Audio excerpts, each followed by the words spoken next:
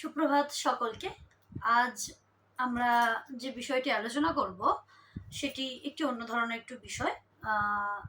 কোনো পাঠ্য পড়া নয়, কোনো পাঠ্য নিয়ে আলোচনা নয়। আমরা আজকে যেটা করবো সেটা একটু ওয়ার্কশিট, কর্মপত্র, বাংলাতে যেটাকে বলা হয় কর্মপত্র। এখানে আমি কিছু প্রশ্ন দিয়েছি, সেটার পিডিএফ অবশ্যই তোমাদেরকে পাঠিয়ে দেব। সেই পিডিএফটা দেখে প্রশ্নগুলির উত্তর তোমরা খাতায় লিখবে, কিন্তু প্রশ্নটা লিখে তারপর উত্তরগুলো লিখবে। কিন্তু বই খোলা যাবে না বা কারোর সাহায্য নেওয়া যাবে না, এইটুকুনি সততা তোমাদেরকে দেখাতেই হবে। তোমরা নিজেরা যেরকম পারবে সেরকমভাবেই লিখবে।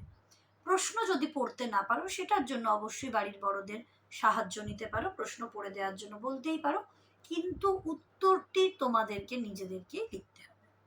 আমি প্রশ্নগুলো জাস্ট একবার রিড করে দিচ্ছি, পড়ে দিচ্ছি, পিডিএফটাতে দেওয়া থাকবে, তোমরা দেখে উত্তরগুলো লিখবে।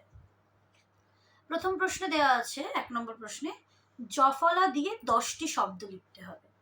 ঠিক আছে, জফলা দিয়ে আমরা অনেক শব্দ পড়েছি, তার মধ্যে যে কোনো 10টি শব্দ তোমরা লিখবে। এরপরে 2 নম্বরে দেওয়া আছে পূর্ণ বাক্যে উত্তর লিখতে হবে। সেখানে আমি 4টে প্রশ্ন দিয়েছি। প্রথম প্রশ্ন দিয়েছি, সত্যচরণ বাবু চিকিৎসক হয়ে কোথায় এসেছেন, সেটা লিখবে। তারপরের প্রশ্ন, সত্যচরণ বাবু নিত্যদিন কি করেন, তার উত্তর লিখবে। প্রশ্ন নম্বর গয়ে দেওয়া আছে, গরিব মানুষ সত্যচরণকে কি আখ্যা দিয়েছে।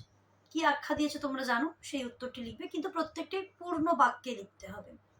এবং তারপরের প্রশ্নে দেওয়া আছে, সত্যচরণ বাবু সকলের কাছে কি রকম মানুষ, তিনি কেমন মানুষ ছিলেন সেটা বলতে হবে। তো সেটার উত্তরও তোমরা কিন্তু লিখে ফেলবে। এই প্রত্যেকটা উত্তরই বারবার বলছি, প্রশ্ন পড়তে না পারলে বাড়ির বড়দের সাহায্য নেবে, কিন্তু উত্তর তোমরা নিজেরাই লিখবে। আজকে এটুকুই। Thank you class.